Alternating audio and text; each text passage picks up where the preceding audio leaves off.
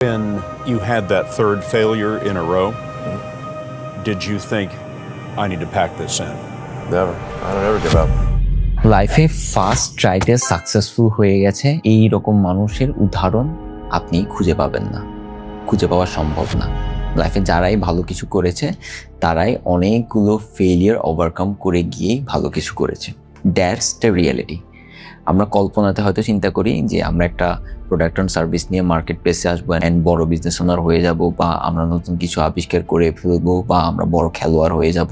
এগুলো কল্পনাতে সহজ, কিন্তু বাস্তবতাতে যখন আপনি এটা অ্যাচিভ করতে যাবেন তখন আপনি অনেকগুলো ফেলিয়ার ফেস করবেন, অ্যান্ড যারা ওই ফেলিয়ারগুলো ওভারকাম করে আবার পুনঃশক্তি নিয়ে ফিরে আসতে পারে তারাই ইভেনচুয়ালি সাকসেসফুল হতে পারে।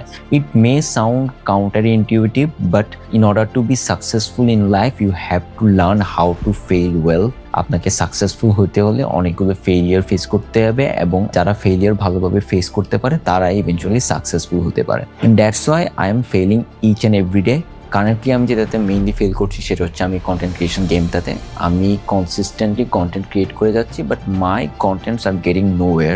Not many people are watching this. আমি কনসিস্টেন্টলি কন্টেন্ট বানিয়ে যাচ্ছি, কিন্তু কন্টেন্টগুলো হয়তো অত বেশি মানুষ পর্যন্ত যাচ্ছে না।